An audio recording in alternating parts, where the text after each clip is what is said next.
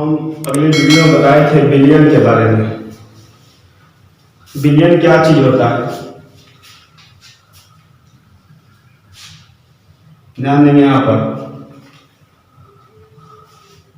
जब दो पदार्थ को, कोई भी दो पदार्थ को मिलाते हैं और मिलाने से एक पदार्थ द्रव्य अवस्था में हो और एक क्या हो, ठोस अवस्था में हो। जब द्रव्य पदार्थ के अंदर किसी ठोस पदार्थ को मिला देते हैं, मिलाने से जो जिस पदार्थ का जो मिश्रण तैयार होता है उसी मिश्रण को हम क्या बोलते थे, विलयन बोलते थे। इसको बताए थे। अगर हम इस बीकर में अगर पानी लिए हैं और इस पानी के अंदर कोई घुलनशील पदार्थ को डाल देते हैं, कोई घुलनशील पदार्थ को डाल देते हैं, जैसे बताए थे चीनी। तो जब पानी के अंदर चीनी को डालेंगे तो चीनी जो होगा पानी में पूर्ण रूप से क्या होगा, घुल जाएगा। और घुलने के बाद जिस मिक्सचर का तैयार होगा, जो पदार्थ नया बनेगा, उसी पदार्थ को यानी उसी मिश्रण को हम क्या बोलते थे, विलयन बोलते थे। तो इस विलयन में दो चीज है, एक तो चीनी है, दूसरा क्या चीज है, जल है। जल है तो जल के अंदर किसको डालते हैं, चीनी को। तो जल के अंदर जब चीनी को डालते हैं तो सॉल्यूशन तैयार होता है। क्या तैयार होता है जी, सॉल्यूशन, जिसको हम क्या बोलते हैं, विलयन बोलते हैं। जल के अंदर अगर चीनी के जगह नमक को डाल देंगे तो जल और नमक से जो मिश्रण तैयार होगा उस मिश्रण को क्या बोलते हैं, सॉल्यूशन बोलते हैं हम, ठीक है ना। हम यहां पर लिखे घटक क्या होता है। घटक वो चीज होता है जैसे विलयन। विलयन में दो चीजें, चीनी और क्या जी, जल। तो विलयन के बनाने वाले जो पदार्थ होते हैं, विलयन को बनाने वाले जो पदार्थ होते हैं उसी पदार्थ को क्या कहते हैं, घटक कहते हैं। तो यह जो चीनी और जल का विलयन है, इसमें दो घटक है, एक क्या है, चीनी है, दूसरा क्या है, जल है। तो विलयन को बनाने वाले पदार्थ को क्या कहते हैं, घटक कहते हैं, कंपोनेंट कहते हैं, ठीक है ना। तो हम घटक की परिभाषा में लिखना चाहिए तो लिखेंगे किसी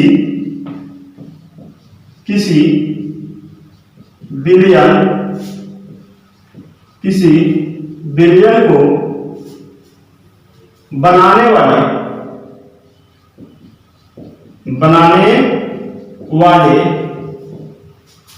पदार्थ या अवयव, विलयन को बनाने वाले, किसी विलयन को बनाने वाले पदार्थ को, किसको जी, पदार्थ को क्या कहते हैं, घटक कहते हैं, घटक कहते हैं। कोई भी विलयन हो, वो विलयन जितने पदार्थ से मिलकर बना होता है वो बनाने वाले पदार्थ क्या कहलाता है, घटक कहलाता है। घटक दो भी हो सकता है, तीन भी हो सकता है। जैसे पानी, जल और किसका, चीनी का जो विलयन बनाया जिसमें दो घटक है, एक चीनी था, दूसरा क्या था, जल था। अगर उसमें कोई तीसरा घटक मिला देते हैं, अगर जल के अंदर चीनी को डाल दिए, ये क्या है, तो आपका जल है। और इस जल के अंदर एक और चीज डाल दी, इधर से नमक को डाल दिए, तो यहाँ पर तीन घटक हुआ। इस विलयन का तीन घटक हुआ, एक चीनी हुआ और एक नमक हुआ और एक क्या हुआ जी, जल हुआ। तो विलयन के बनाने वाले जो पदार्थ होते हैं उसी पदार्थ को हम क्या कहते हैं, घटक कहते हैं। अब बात यहाँ पर ध्यान देने वाली है कि चीनी और जल से जो विलयन तैयार होता है इसमें दो घटक है, चीनी और क्या है, जल। तो इस विलयन में चीनी की मात्रा कम है और जल की मात्रा क्या है, ज्यादा है। जिस विलयन में जिस पदार्थ की मात्रा कम होती है, कोई भी विलयन हो, जिस विलयन में जिस पदार्थ की मात्रा कम होती है उस पदार्थ को बोलते हैं विलय। क्या बोलते हैं जी, विलय बोलते हैं, विलय। और उस विलयन में जिस पदार्थ की मात्रा ज्यादा होती है, जिस पदार्थ की मात्रा ज्यादा होती है उसको बोलते हैं विलायक।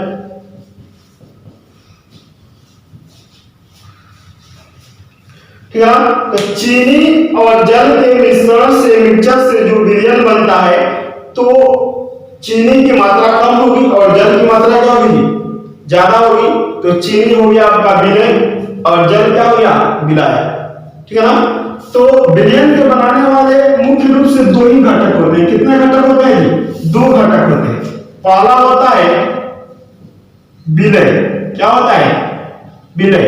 और दूसरा होता है विलायक। ठीक है। अब बताइए विलय किसे कहते हैं? किसी भी विलयन में जिस पदार्थ की मात्रा कम हो, कोई भी विलयन हो जिसमें उस पदार्थ की मात्रा कम हो तो उसको बोलते हैं विलय। और जिस विलयन में जिस पदार्थ की मात्रा ज्यादा हो उसको बोलते हैं क्या जी? विलायक। तो हम विलयन की अगर परिभाषा लिखेंगे तो होगा आपका विलय की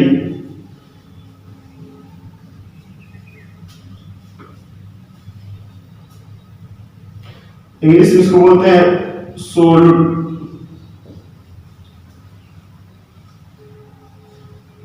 ठीक है, लिखेंगे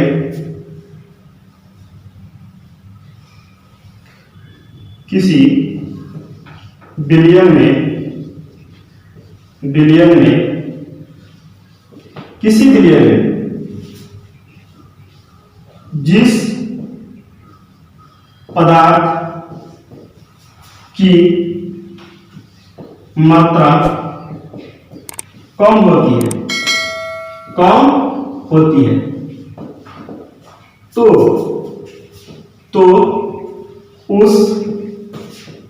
तो उस पदार्थ को विलय कहते हैं। क्या कहते हैं जी? विलय कहते हैं। उस पदार्थ को विलय कहते हैं। विलय की कौन सी परिभाषा बताए थे? जिस पदार्थ को किसी पदार्थ में घुलाया जाता है, जिस पदार्थ को क्या करते हैं? किसी दूसरे पदार्थ में घुलाते हैं तो घुलाने वाले पदार्थ को विलय बोलते हैं। जैसे पानी के अंदर चीनी को घुलाते हैं तो चीनी क्या हुआ? विलय हुआ। पानी के अंदर नमक को घुलाते हैं तो नमक क्या हुआ? विलय हुआ। तो जिस पदार्थ के अंदर किसी दूसरे पदार्थ को घुलाते हैं तो घुलाने वाले पदार्थ को बोलते हैं विलय। या कह सकते हैं किसी विलयन में जिस पदार्थ की मात्रा कम होती है, तो जिस पदार्थ की मात्रा कम होगी उसको क्या कहेंगे? विलय कहेंगे। एक अभी बताए थे चीनी और जल का उदाहरण, क्योंकि चीनी और जल से जब शरबत को तैयार करेंगे तो चीनी की मात्रा क्या होती है? कम होती है। यानी चीनी की मात्रा कम होगी तो चीनी क्या होगा? विलय होगा। और जल क्या हो गया? विलायक हो गया। ठीक है।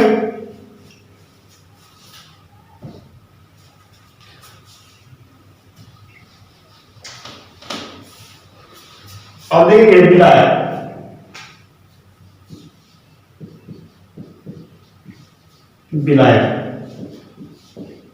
सोल्वेंट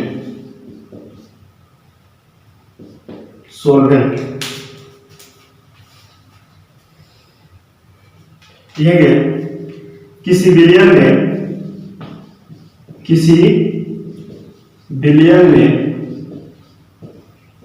में जिस पदार्थ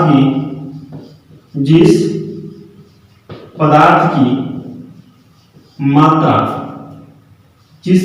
मात्रा अधिक होती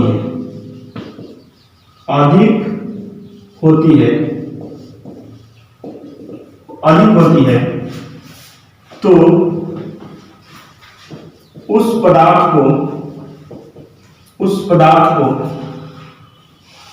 पदार्थ को विलायक कहते हैं।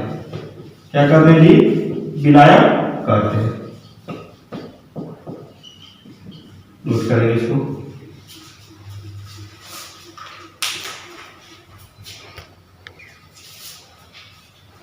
देखिए लिखिए मोलारता क्या चीज होता है? मोलारता इससे पहले नेक्स्ट वीडियो में बता चुके हैं मोलारता के बारे में। एक होता है मोलारता, दूसरा क्या होता है?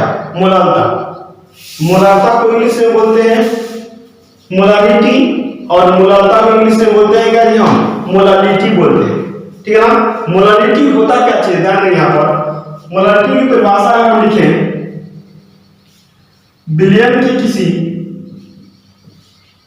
विलयन के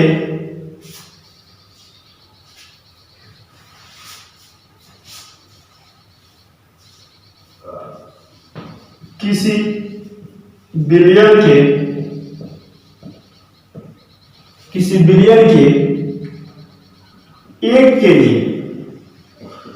1 kg विलायक में, किसी विलयन के 1 kg विलायक में, क्या जी, किसी विलयन के 1 kg विलायक में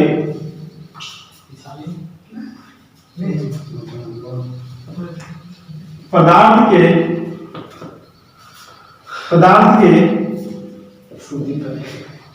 मोलों की संख्या को, मोलों की संख्या को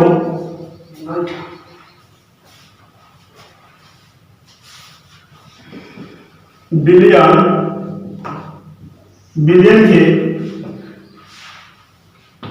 मूललता कहते हैं।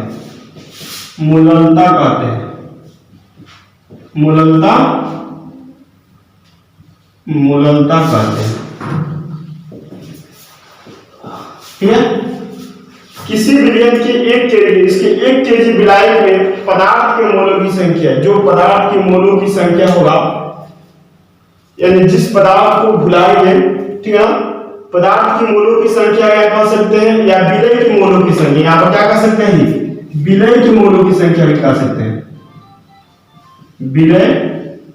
विलय के मोलों की संख्या को विलयन के मूललता कहते हैं। मूललता को m से सूचित किया जाता है, किससे जी, इसे यहां पर लिख देते हैं,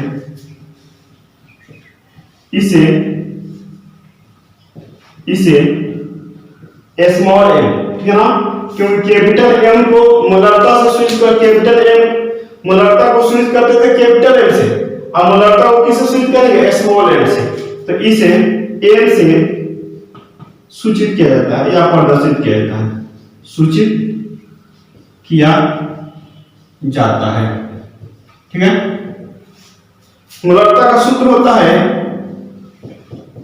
मूललता बराबर होता है क्या जी, विलय की मोलों की संख्या,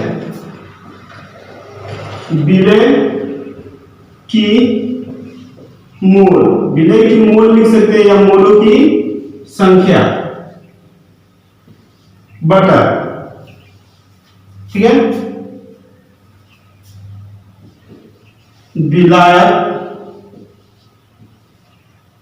विलायक का द्रव्यमान, विलायक का क्या जी, द्रव्यमान। यहां विलायक का द्रव्यमान किसमें है, तो लिखेंगे केजी, इन केजी कर सकते हैं, किलोग्राम। ठीक है, अगर विलायक केजी में, अगर विलायक केजी में ना हो, किसमें हो, ग्राम में दिया, अगर विलायक केजी में ना हो, ग्राम में दिया हो, तो केजी को ग्राम में बदलने के लिए क्या करेंगे, उसमें 1000 से भाग कर देते हैं। मान लो 1 केजी दिया है, विलायक कितना दिया है, 1 केजी दिया है, विलायक 1 केजी दिया है, तो हम बोलेंगे कि 1 केजी में कितना, 1 केजी को ग्राम में बदलेंगे, क्या करेंगे, तो केजी को ग्राम में बदलने के लिए इसको क्या करते हैं, हम 1000 से भाग कर देते हैं। यहां पर हो जाएगा आपको मूललता बराबर विलय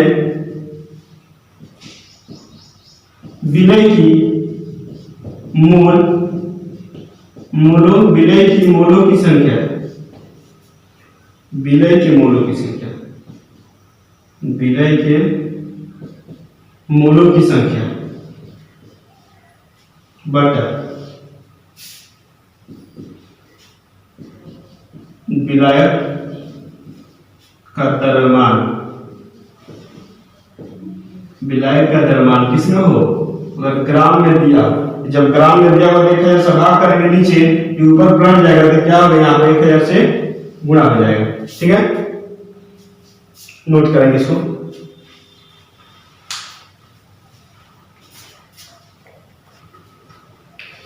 देखेंगे मूललता को किससे सूचित करते हैं जी, m से। किससे सूचित करते हैं, m से। और विलय की मोलों की संख्या को किससे सूचित किया जाता है, n से, बताए थे।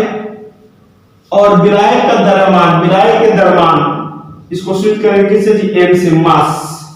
ठीक है ना, यह जब केजी में रहेगा, किसमें रहेगा, इन केजी, तब इसकी m बराबर सूत्र इतना होगा, जब यही द्रव्यमान आपका विलय का द्रव्यमान अगर ग्राम में हो तो n बराबर हो जाएगा n बटा m इन ग्राम। तो जब यह केजी में है और जब इसको ग्राम में बदलेंगे तो 1000 से भाग करेंगे, यहाँ पर 1000 से को भाग करेंगे तो नीचे तो कहाँ चला जाएगा, ऊपर चला जाएगा, यहाँ पर गुणा में आ जाएगा 1000। जब ग्राम में दिया रहेगा तो इस सूत्र का यूज करेंगे न्यूमेरिकल बनाते हो, और जब केजी में दिया रहेगा इसको यूज करेंगे, बनाएंगे न्यूमेरिकल, इसको बताएंगे लाइन बाय लाइन एक एक क्वेश्चन को। ठीक है, नोट करेंगे इसको।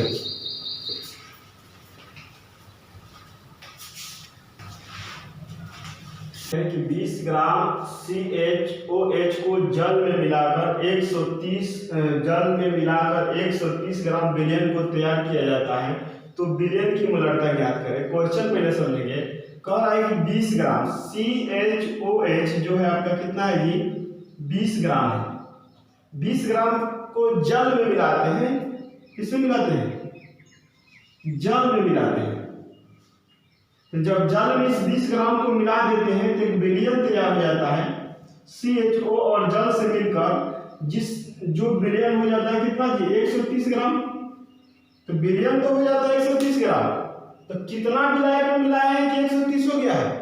यानी हम कह सकते हैं 130 में से 120 घटेगा तो 110 ग्राम जो हो गया होगा विलायक होगा।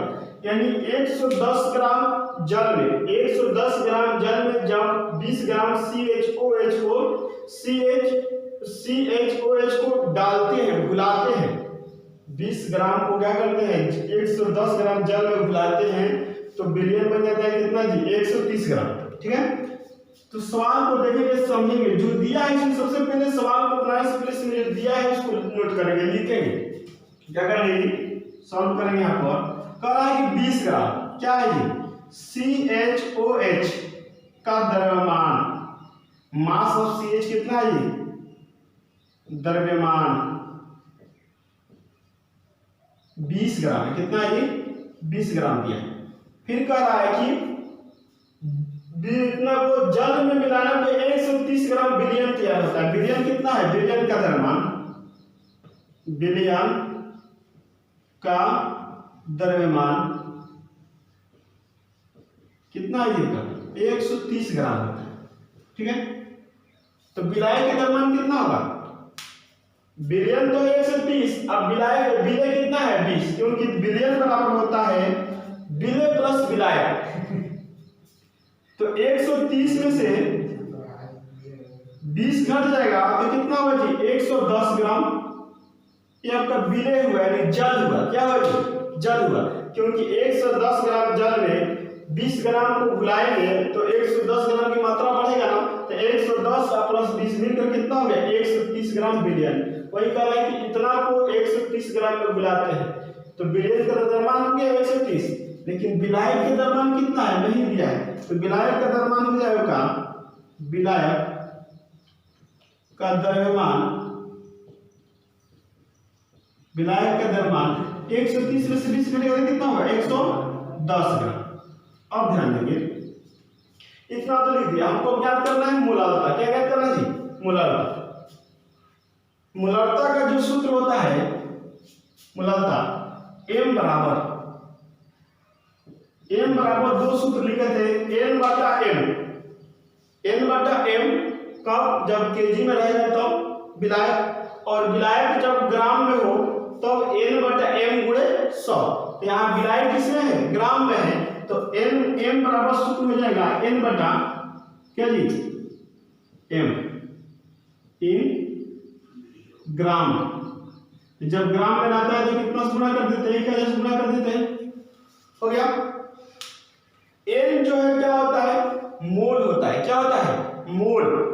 तो मोल कौन होगा, जिसको घुलाते हैं, किसको घुला रहे हैं, 20 ग्राम CH को ना, तो CHOH इसका मोल निकालेंगे, क्योंकि यही घुला रहा है ना। यहां पर सूत्र होता है विलय की मोलों की संख्या, विलय की मोलों की संख्या। तो विलय, तो जिसको घुलाते हैं उसको विलय बोलते हैं, घुला किसको है, CHOH को ना, तो यही इसका क्या हुआ, मोल हुआ। तो मोल निकालेंगे, क्या निकालेंगे, मोल। मोल का सूत्र हमको पता होता है, बताए थे आप लोगों को। मोल बराबर होता है क्या जी, भार बटा अणु भार होता है। क्या होता है? अणु भार होता है, ठीक है ना। तो मोल निकालने के लिए सूत्र होता है भार बटा अणु भार। ध्यान देंगे यहाँ पर n का मान निकालना हो, किसका मान निकालना हो? n का। n क्या है? मोल है। किसका मोल निकालना है? CHOH का। तो लिखेंगे MCHOH इक्वल टू n बराबर सूत्र होता है भार बटा अणु भार। भार बटा अणु भार या अणु का द्रव्यमान। ध्यान देंगे यहाँ पर भार इसका कितना है जी? 20 है ना। यहाँ पर लिख देंगे क्या जी? 20, ठीक है। इसका अणु भार या अणु द्रव्यमान निकालने कितना होगा? निकालने को बताए थे। कार्बन में कितना होता है? 6 होता है। हाइड्रोजन में कितना होगा? 1 होगा। और ऑक्सीजन में कितना होता है? 8 गुना 16 होता है। और इसका कितना होता है? 1 होता है। तो जोड़ देंगे तो कितना होगा? 6 1 7 7 1 8 और ये हो जाएगा तुम्हारा 24। कितना होगा जी? 24 हो जाएगा, ठीक है। तो NCHOH का मान कितना है? 20 बटा 24 है, ठीक है। अब ध्यान देंगे यहाँ पर। अब इसको क्या कर देंगे? यहाँ पर रख देंगे। तो M बराबर हो जाएगा NCHOH बटा M गुणे 1000। M बराबर होगा NCHOH का मान कितना है? 24 बटा 20 बटा 24 लिख दे। अब M देखेंगे। M क्या है? द्रव्यमान है। किसका? विलायक का। तो विलायक का द्रव्यमान कितना? 110 बटा कितना होगा? 110 गुणे 100 1000, ठीक है। पलट देंगे इसको। तो M बराबर हो जाएगा 20 बटा 24 गुणे 110। 1000 0 से 0 कैंसिल, ठीक है। गुणा कर देंगे तो क्या होगा जी? M बराबर ये हो जाएगा आपका 2 2 0 3 हो जाएगा। 24 गुणे 11 कितना से गुणा करके इतना बाहर कर लेंगे, जितना है उसका मूल आता होगा। ओके, नोट करिए इसको।